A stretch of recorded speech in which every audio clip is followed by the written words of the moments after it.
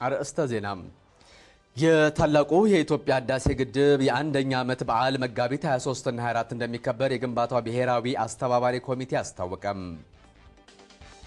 የኦሮሞ ህዝቦች ዲሞክራሲያዊ ድርጅት ኦህዴድ 22ኛ ዓመት የምስረታ በዓል ዛሬ በክልል ደረጃ በአዳማ ተከበረም።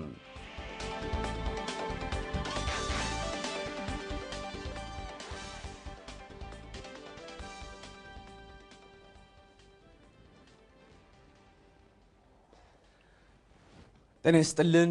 ይህ የኢትዮጵያ ቴሌቪዥን ነው። የምሽቱን የ2 ሰዓት ዜናም ይዘን ቀርበናል።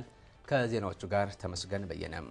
ሶስተኛው የመላው ኢትዮጵያ ጨዋታዎች በኦሮሚያ የበላይነት ተጠናቋል። ሌሎች ስፖርት ዘገባዎችም አሉን። ዮናስ ሾመነኝ ተመስገን ወዳንተ። አመሰግናለሁ ዮናስ። ወደ መጀመሪያው ዝርዝር ዜና አልፋለሁ። ከኛ ጋር ሁኑ። የታላቁ የኢትዮጵያ ህዳሴ ግድብ አንደኛ ዓመት በዓል መጋቢት 23 እና 24 ይከበራል። በግንባታው የአንድ ዓመት ቆይታ የታየውን የጋራ ተሳትፎ ለማስቀጠልና ተነሳሽነቱን ለማጠናከር የተለያዩ ዝግጅቶች መኖራቸውን የግንባታው ብሔራዊ አስተባባሪ ኮሚቴ አስታውቋል። ዝርዝሩ በሰላማዊት ካሳ ተዘጋጅቷል። የታላቁ የኢትዮጵያ ህዳሴ ግድብ ግንባታ መጀመር የአንደኛ ዓመት በዓል መጋቢት 23 እና 24 ይከበራል። በዓሉ በግድቡ ግንባታ የታየውን የጋራ ተነሳሽነት ለማስቀጠል ያለሙ ዝግጅቶችን አካቷል። በክብረ በዓሉ እንዲካሄድ የታቀደለት በከፍተኛ ባለስልጣናትና በአባይ ተፋሰስ ሀገራት ልዑካን መካከል የሚካሄደው የእግር ኳስ ግጥሚያ ሀገራቱ በግድቡ ግንባታ ላይ ያላቸውን የጋራ አቋም የሚያሳዩበት ነው ብለዋል አቶ ሬድዋን ሁሴን የታላቁ የኢትዮጵያ ህዳሴ ግድብ ብሔራዊ አስተባባሪ የስራ አስፈጻሚ ኮሚቴ አባል። የዲፕሎማቶችና የመንግስት ኃላፊዎችን የስፖርት እንቅስቃሴ አንዱ ነው የእግር ኳስ የተካተተው። ይሄ በአንድ በኩል የህዳሴው ግድብ የውጭ ፖሊሲያችንም ትክክለኛነት ማረጋገጫ ነው ያልነው አለ። በሌላ በኩል የልማትና ዲሞክራሲ አቅጣጫዎቻችን ስኬት አንዱ ምልክት ነው፣ የቀጣይ ስኬታችንን መሰረት ነው ያልነው አለና ዲፕሎማቶቹ በዚህ ጉዳይ ላይ ከኛ ጋር አብረው ሲጫወቱ አንድም እለቱን እየዘከሩ ነው፣ ሁለትም በእርግጥም የህዳሴው ግድብ ኢትዮጵያ እያደገች ለሌላውም የሚተርፍ በጋራ የምናድግበት በመልካም መጠቃቀም ላይ የተመሰረተ አቅጣጫ ይዘን እንደምንሄድ የበዓሉን ኪነ ጥበባዊ ዝግጅቶች አስመልክቶ ንግግር ያደረገው አርቲስት ሰራዊት ፍቅሬ በግንባታው የአንድ ዓመት ጉዞ በዘርፉ የታቀደውን ያህል ባይሰራም በዓሉን ተከትሎ የተጠናከረ እንቅስቃሴ እንደሚኖር ተናግሯል። የኪነ ጥበብ ሰዎች በርካታ ሆነን እዛ ቦታ ላይ ሄደን ቃል ገብተንም ነበር።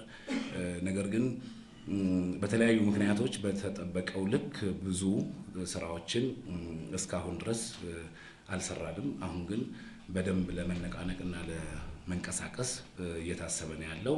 እንግዲህ አሁን በልደቱ ልንጀምር ነው። በዓሉ ከዋዜማው ጀምሮ በአዲስ አበባ ስቴዲየም የስፖርታዊ ዝግጅቶችና 18 ድምፃውያን በሚገኙበት የሙዚቃና የመዝናኛ ፕሮግራም ይከበራል።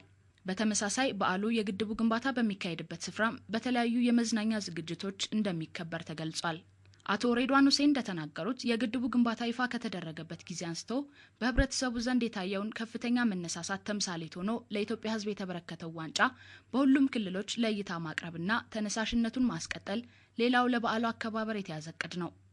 ዛሬ ለህዳሴው አስተዋጽኦ ማድረግ አቅም ያልነበረው ሰው በቀጣይ ዓመታትን በምንፈጥረው የስራ ዕድል ፈጠራና የዜጎቹን ገቢ ለማሳደግ በምንሰራው ስራ ቦን የመግዛት ተጨማሪ ድጋፍ የማረጋገጥ እየፈጠርን ነው የምንሄደው ማለት ነው። ይሄ ሞመንተም ከዚህ ግድብ ባሻገር ለሚሄድ ሌላ የልማት አቅም ጭምር መፍጠር በሚያስችል አቅጣጫ ነው። ይህን ግድብ በመስራት ብቻ አንረካም የሚል ነው። ይሄ ጅምር ነው። ይሄ ግድብ የሚያሳየን ይህን ያክል ለካ መስራት እንችል ነበር ወይም መስራት ጀምረናል የሚል እልህ ነው እንጂ የሚፈጥረው የስኬት የመጨረሻው ጣራ አይደለም የሚሆነው፣ መጀመሪያው ነው የሚሆነው። ይህን ያክል መስራት ከቻልን እንቀጥላለን።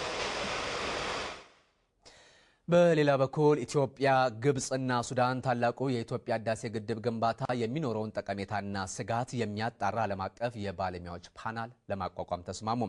የግድቡ ግንባታ የሀገራቱን ተጠቃሚነት የሚያረጋግጥ መሆኑንም የሶስቱ ሀገራት የውሃ ሚኒስትሮች ገልጸዋል። ለዝርዝሩ አዲሱ መሸሻ። ኢትዮጵያ 80 ቢሊዮን ብር የሚጠይቀውንና 6000 ሜጋዋት የኤሌክትሪክ ኃይል የሚያመነጨውን የህዳሴ ግድብ ግንባታ የዛሬ ዓመት ገደማ ይፋ ማድረጓን ተከትለው ከታችኞቹ የተፋሰሱ ሀገራት በኩል ግድቡን በተመለከተ የተለያዩ አስተያየቶችና ስጋቶች ሲሰነዘሩ ነበር። የኢትዮጵያ መንግስት ግን የታላቁ የኢትዮጵያ ህዳሴ ግድብ ፕሮጀክት በታችኞቹ የተፋሰሱ ሀገራት በኩል የሚያመጣው አንዳችም ጉዳት እንደሌለ አረጋግጧል። ይልቁንም የኃይል አቅርቦትን በማረጋገጥና ደለልን በማስቀረት ረገድ ከፍተኛ ጠቀሜታ እንደሚኖረውም ነው ያመላከተው።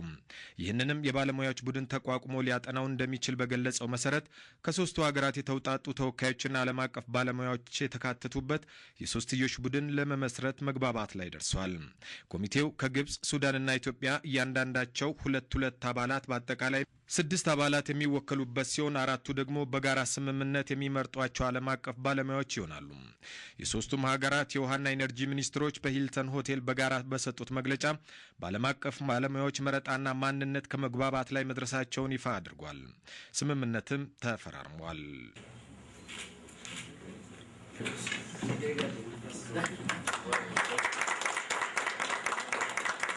የግብጽ የውሃ ሀብትና መስኖ ሚኒስትር ዶክተር ሂሻም ካንድል በኢትዮጵያና በሌሎቹ የተፋሰሱ ሀገራት ለሚካሄደው ልማት ሀገራቸው ድጋፏን ትችራለች። በሀገራቱ የሚገኙ የመገናኛ ብዙሃን የተፋሰሱ ሀገራት ህዝቦችን ትስስር ለማጠናከርና የትብብር መንፈስን ለማዳበር መስራት እንዳለባቸው በመጠቆም We are pro-development in Ethiopia and all the upper Nile riparian countries.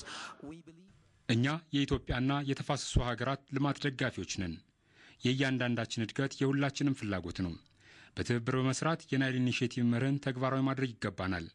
የጋራ ተጠቃሚነትን ያረጋገጠና ጉዳት የሌለው ስራ እንዲሰራ እንፈልጋለን። እንደ ዶክተር ሂሻም ገለጻ አባይ ለተፋሰሱ ሀገራት የትብብር እንጂ የግጭት ምንጭ ሊሆን አይገባም። ምክንያቱም እሳቸው እንደሚሉት በሌሎቹ የኢኮኖሚ ዘርፎች የግብጽ ባለሀብቶችና ህዝብ ከሌሎቹ የተፋሰሱ ሀገራት ያላቸው ትስስር ጠንካራ ነውና ለማሳየነትም ኢትዮጵያን አንስተዋል። The investment of the Egyptians in the market here now it's over $2 billion. This is the largest. በኢትዮጵያ ውስጥ ከ2 ቢሊዮን ዶላር በላይ ኢንቨስት አድርገናል። ይህም በሌሎች የአፍሪካ ሀገራት ካደረግነው ኢንቨስትመንት ከፍተኛው ነው። እኛም ከፍተኛ የስጋ ምርት ከኢትዮጵያ እንወስዳለን። ይህ ደግሞ ለእንስሳት አርቢዎች ትልቅ የገበያ ዕድል ነው። እናም ለትብብር አመቺ የሆኑ ሁኔታዎችን በመፍጠር የጋራ ተጠቃሚነትን ማጎልበት ይገባናል። እኛ የአባይ ጉዳይ የትብብር መነሻ እንጂ ያለመግባባት መንስኤ እንዲሆን አንፈልግም። ከግብጽ አቻቸው የተመሳሰለ ሀሳብ የሰነዘሩት የሱዳን የውሃ ሀብት ሚኒስትር ፕሮፌሰር ሰይፈዲን አህመድ አብደላ ሀገራቱ የደረሱበት ስምምነት በጋራ ሰርተው በጋራ ለማደግ ያላቸው ፍላጎት የሚያንጸባርቅ ነው። ታላቁ የኢትዮጵያ ህዳሴ ግድብ ለሶስቱ ሀገራት ኢኮኖሚያዊ እድገት ከፍተኛ ሚና እንደሚኖረውም በመግለጽ This is the beginning of cooperation between the three countries. You see? ይህ በሶስቱ ሀገራት መካከል ሊኖር ስለሚገባው ትብብር የመጀመሪያው ምዕራፍ ነው። የስምምነቱ የመጨረሻ ግብም በሀገራቱ መካከል ኢኮኖሚያዊ ውህደትን ማምጣት ነው። የሶስቱን ሀገራት የጋራ ተጠቃሚነት የሚያረጋግጥ የግድብ ግንባታ እንደሚሆንም አምናለሁ። በጋራ ተባብረን ከሰራን ለሀገራቱ ህዝቦች ብልጽግናና ደህንነት የሚጠቅም ፕሮጀክት ነው። የሶስትዮሽ ኮሚቴው እስካሁን ድረስ 3 ተከታታይ ስብሰባዎችን አካሂዷል። ሁለቱም በኢትዮጵያ አንዱን ደግሞ በሱዳን። ኮሚቴውም በ9 ወራት ውስጥ ስራውን ያጠናቅቃል ተብሎ የሚጠበቅ ሲሆን ጊዜው እንደ አስፈላጊነቱ ሊረዝምና ሊያጥር የሚችልበት ሁኔታ እንዳለ መረጃዎች ያመለክታሉ።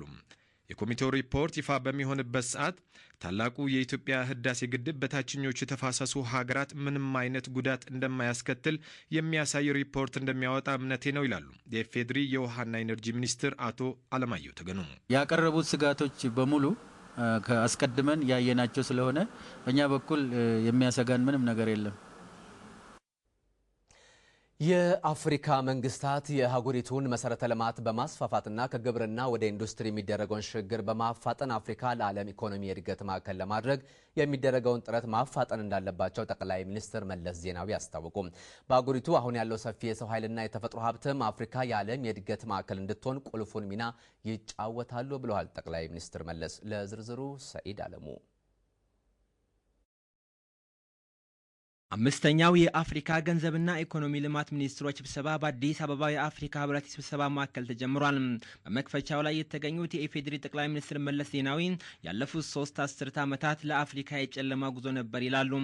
የምዕራባውያን አስተሳሰብ አህጉሪቱን በእጅ አዙር መንዳቱም ያለ ኢንዱስትሪ መሰረተ ልማትና ፈጣን እድገት የበይ ተመልካች አድርጓት እንደቆየ ለመግለጽ ዓለም በዘገምተኛ የኢኮኖሚ እድገት ውስጥ ባለችበት ሁኔታ አፍሪካ ባለፈው ዓመት 5.8% አማካይ እድገት አስመዝግባለች።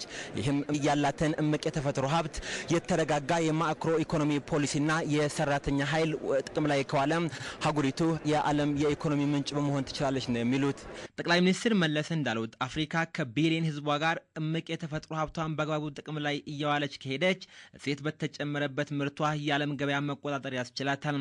በተለይም እንደ ቻይናና ህንድ ያሉት ሀገራት ብዛት ያለው አምራች ኢንዱስትሪ ማቋቋም መቻላቸው በመቶ ሚሊዮኖች የስራ ዕድል መፍጠር አስችሏቸዋል ያሉት ጠቅላይ ሚኒስትሩ አፍሪካም አሁን እየሄደችበት ባለው መንገድ አጠናክራ ከሄደች ከራሷም አልፋ የዓለም የእድገት ማዕከል መሆኗ እርግጥ ነው ብለዋል።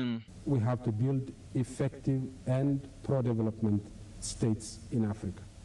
በአፍሪካ ውጤታማና ልማታዊ መንግስታትን በመገንባት ሰፊ መሰረተ ልማት ኢንቨስትመንት፣ በቂ የሰለጠነ የሰው ኃይል ልማትና የአምራች ኢንዱስትሪው ኢንቨስትመንት መፈጠር አለበት። ይህም በቴክኖሎጂ አቅም ግንባታ ከታገዙና የግብርና እድገት ከመጣ የአህጉሪቱ የእድገት ተስፋ ሰፊ ነው።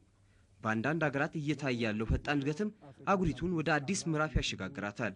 አፍሪካ በመሰረተ ልማት እርስ በርስ ለመተሳሰር በሚቀጥሉት 10 ዓመታት በየዓመቱ $93 ቢሊዮን ያስፈልጋታል ይላል በስብሰባው ላይ የተገኘ መረጃ። እናም ታዲያ የአህጉሪቱን ነጻ የንግድ ቀጠና ለመመስረት መንግስታት የመሰረተ ልማት ግንባታዎችን በራሳቸው ሊያስፋፉ ይገባል ብለዋል። We need to make massive investment in infrastructure, mostly በመንግስት የሚመራው ሰፊ የመሰረተ ልማት ኢንቨስትመንትን ማካሄድ ያስፈልገናል። መሰረተ ልማት ነው ለፈጣን አዳጊ ሀገራት የእድገታቸው ምንጭ ሆነው። መሰረተ ልማት በግሉ ክፍለ ኢኮኖሚ መመራት አለበት የሚለው የከሰረው የኒዮ ሊበራሊዝም አስተሳሰብ የአህጉሪቱን እድገት ባለፉት 30 ዓመታት ወደ ኋላ እንዲሄድ አድርጎታል። ይህንን ርዕዮተ ዓለም ወደ ኋላ ጥለን የግሉን ዘርፍ እያበረታታን መንግስታት የመሪነት ሚናችንን ልንወጣ ይገባል። አፍሪካ የእድገት ማዕከል እየሆነች መጥታለች የሚሉት የአፍሪካ ህብረት ኮሚሽን ሊቀመንበር ዣምፒንግ እንደ አውሮፓውያን አቆጣጠር በ2009 ቢሊዮን ደርሶ የነበረው የውጭ ቀጥታ ኢንቨስትመንት ከ9 ዓመት በኋላ $62 ቢሊዮን መድረሱ እምርታዊ ለውጥ እያመጣ እንደሆነ ነው የሚገልጹት። ይህን ጅምር ታዲያ ወደ ላቀ ደረጃ ለማድረስ የግብርናው ዘርፍ ወደ ኢንዱስትሪው የሚደረገውን ሽግግር ማፋጠን ያስፈልጋል ብለዋል። አፍሪካ የዓለም የእድገት ማዕከል እንድትሆንም ለሚደረገው ጥረት የኢትዮጵያ እድገት መሪነቱን ወስዷል። የገንዘብና ኢኮኖሚ ልማት ሚኒስትር ዴታ አህመድ ሺዴ ብዙ ሀገሮች እና መንግስታት ወደ ልማት ጎዳና የመግባት አዝማሚያ ላይ ነው ያሉት። የዚህም ዋነኛና አንደኛ መጋለጫ ኢትዮጵያ ነች። እንግዲህ አፍሪካ የልማት ቀጠና ትሆናለች ሲባል የኢትዮጵያ ኢኮኖሚ ከአፍሪካ ኢኮኖሚዎች ውስጥ በቀጣይ በከፍተኛ ፒላር ወይም ምሰሶ ሆኖ ከሚወጡ ኢኮኖሚዎች መካከል ተርታ የሚመደብ ኢኮኖሚ ነው። ስለዚህ ኢትዮጵያ የተከተለችው የልማት ፖሊሲዎችም የዚህ መገለጫ ናቸው። አሁን ያለው የተዛባ የዓለም ኢኮኖሚ እንዲስተካከል የውጭ ቀጥታ ኢንቨስትመንት መሳብ ላይ አህጉሪቱ ትኩረት ልታደርግ ይገባል ብለዋል ሚኒስትሮቹም። በተለይም የድህነት ቅነሳ ፕሮግራሞች በማህበራዊ ተኮር የልማት ስራዎችን በማጠናከር ጭምር የአህጉሪቱ እድገት ዓለም አቀፋዊ ሚና እንዲኖረው ጎልቶ ሊወጣ ይገባል ብለዋል። ይህ የኢትዮጵያ ቴሌቪዥን ነው። በሁሉም መስክ የተጀመረውን የልማት እንቅስቃሴ ለማስቀጠል የኦሮሞ ሕዝብ ዲሞክራሲያዊ ድርጅት ኦህዴድ የጀመረውን ትግል በመላው ሕዝብ ተሳትፎ አጠናክሮ እንደሚቀጥል የድርጅቱ ምክትል ሊቀመንበር አቶ ሙክታር ከድር ገለጹ። የኦህዴድ 22ኛ ዓመት የምስረታ በዓልም ዛሬ በክልል ደረጃ በአዳማ ተከብሯል። ለዝርዝሩ ተመስገን ገብረ ሕይወት።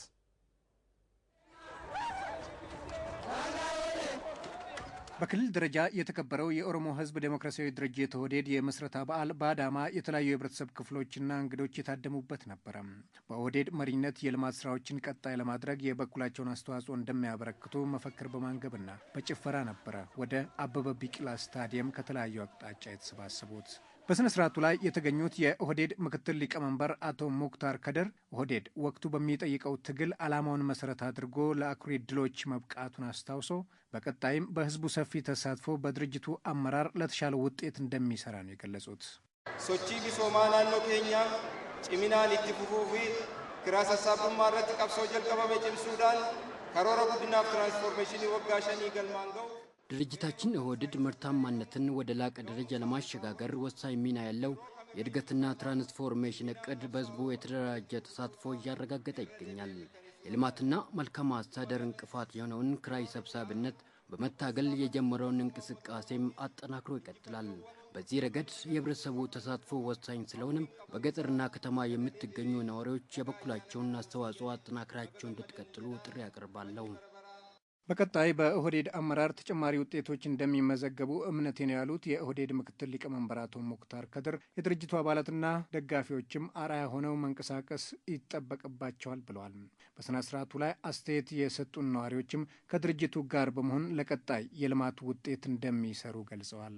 እየጨመረ ያለው የልማት እድገት የህዝቡን አኗኗር እየለወጠውና እያሻሻለው ስላለ ይሄው መቀጠል አለበት። ይሄም የተገኘው በዚህ ድርጅት አመራርና በመንግስታችን ስለሆነ ይሄው እንዲቀጥል ነው። በአሁን ሰዓት የህዝቡ ሀሳብና ፍላጎት ይሄው ነው። በተለይም በአሁን ሰዓት ያሉት ክራይ ሰብሳቢነት፣ የኑሮ ውድነት፣ እነዚህ ጊዜያዊ ችግሮችን ህዝቡ በትግሉና መንግስትና ፓርቲን በተቀናጀ ይሄንን አሸንፎ ህዝቡ በመካከለኛ ደረጃ ባሉት ሀገሮች በቅርብ ጊዜ ወይም በተወሰኑ ዓመታት የሚሸጋገርበት ጊዜ የቅርብ ጊዜ ይሆናል የሚል ተስፋ አለ። የአዳማ ቁጥር 2 እና 4 ትምህርት ቤት ተማሪዎችም የተለያዩ ትርኢቶችን በማቅረብ ለበዓሉ ድምቀት ሰጥቷል። ለኢትዮጵያ ሬዲዮና ቴሌቪዥን ድርጅት ለተጠናቀረው ዜና ተመስገን ገብረ ህይወት አዳማ።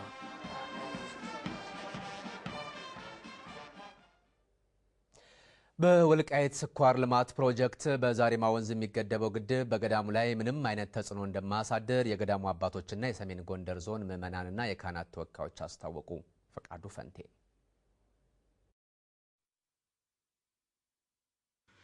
በአመት 250 ሺህ ቶን ስኳር እንደሚያመርት የሚጠበቀው የወልቃይት ስኳር ልማት ፕሮጀክት ለሸንኮራ አገዳ ልማት የሚውለውን ውሃ የሚያገኘው በአሁኑ ወቅት በግንባታ ላይ ካለው የዛሪማ ወንዝ ግድብ ነው። የዛሪማ ወንዝ ደግሞ ለዋልድባ ገዳም አጎራባች ነው። ታዲያ ግድቡ የሚገነባው በዋልድባ ገዳም አቅራቢያ ይሁን እንጂ በገዳሙ ላይ የሚያሳድረው ተጽዕኖ የለም።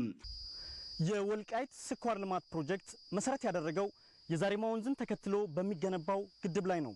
ግድቡ የሚጀመርበት ሸለቆ ከፍታው ደግሞ ከባህር ወለል በላይ 810 ሜትር ነው።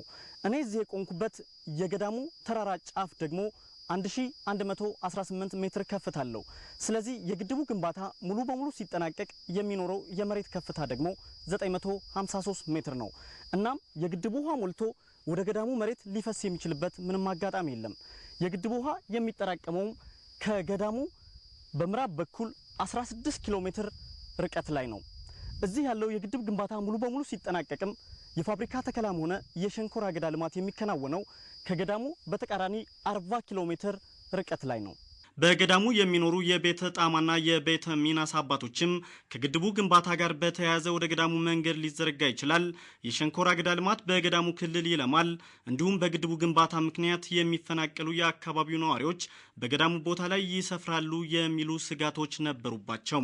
ይሁን እንጂ መንግስት ከገዳሙ አባቶች ጋር በቦታው ባደረገው የቀጥታ ውይይት ከስኳር ልማቱ ጋር በተያያዘ አንዳችን መሬት ከገዳሙ እንደማይነካ አረጋግጧል። ከዋልድባ ምድርና ከዋልቃይት ምድር ከሁለት መሃል እንግዲህ ውሃው ከሁለት መሃል ተኝቶ ግድቡን ተገድቦ ፈሳሽነቱ ወደ መዘጋ ልማቱ ወደ መዘጋ እንጂ ከዋልድባ ምድር ምናለባው ነገር የለንም ስላለ መንግስት አይ በዚሁ ከሆነስ ያው እኛም ለዚሁ ተቃዋሚዎች አይደለንም ደጋፊዎች ካልሆነ በስተቀር አንቀውም ለዚሁ ለአካባቢው ህዝብና ለኢትዮጵያ ጠቅላላ ሀብት ነው ብሎ በሰፊው ስላስረድን ይህ ልማት እንዲለማ ፈቃደኞች ነው የሆነው። ያው ውሃ ቀድሞ ከነበረበት ነው የሚደርሰው እንጂ ከዚህ አልፎ ሜዳውን ኮረብታውን ያጥለቀልቃል ብዬ አልገምተውም። የቤተ ሚናስም ሆነ የቤተ ጣማ የገዳም አባቶች ከስጋት በቀር በአሁኑ ወቅት ገዳማችን ታርሷል፣ ገዳሙ በመንግስት ተደፍሯል ተብሎ በአሜሪካን የአማርኛ ድምፅ ቪኦኤ የተገለጸው የገዳሙን አባቶች ድምፅ አይወክልም ብሏል። የወልቃይት ስኳር ልማት ፕሮጀክት ዋና ስራ አስኪያጅ አመናይ መስፍንም የዋልድባ ገዳም ታሪካዊ በመሆኑ መንግስት እንደሚጠብቀውና እንደሚንከባከበው ገልጿል። የስኳር ልማቱም ከዋልድባ መሬት ጋር ተያያዥነት የለውም ብሏል። ውሃውን ይዘን ወደ መዘጋ አውጥተን ከመልማት ባሻገር ሌላ ዓላማ የለውም። ህዝቡ ወደ ዋልድባ ይሰፍራል የሚለው ነገር ተደጋጋሚ ነው የሚነሳው። እስካሁን ድረስ እንደ መንግስት ምንም ግብ የለውም። አንድም ሰውም አይሰፍርም። ዋልድባ ቦታ ሁላችንም እንደምናውቀው የኢትዮጵያ ቅርስ ነው፣ ቅዱስ ነው። እህል አይበላበትም፣ ውሃ አይጠጣበትም፣ አይታረስም። ይህንን ቅዱስ ቦታ ቅዱስነቱን ጠብቀን ቀጣይም እናስተላልፈዋለን ማለት ነው። በሱር ኮንስትራክሽን አጠቃላይ የግድቡ ፕሮጀክት ስራ አስኪያጅ ኢንጂነር አራያ ግርማይ በበኩላቸው በቦታ አቀማመጥም ሆነ በዲዛይኑ የግድቡ ውሃ ወደ ገዳሙ እንደማይተኛ ሙያዊ ገለጻ ሰጥተዋል። ዛሬማ ወንዝ አንዱ አዋሳኝ የቅዱስ ገዳሙ አዋሳኝ ወንዝ ነው የዛሬማ ወንዝ። ይሄ ግድብም እዚያ አዋሳኝ ላይ የሚሰራ ግድብ ነው። ወደ ገዳሙ ይፈሳል አይፈስም የሚል ስጋት ፍጹም ሊኖር የሚገባም አይደለም፣ ሊፈስም አይችልም። ግድቡ የሚገደበው ወደ ኋላ እንዲመልስና አፕስትሪም ሳይዱ ወደ ደቡብ አቅጣጫ ነው የሚመለሰው።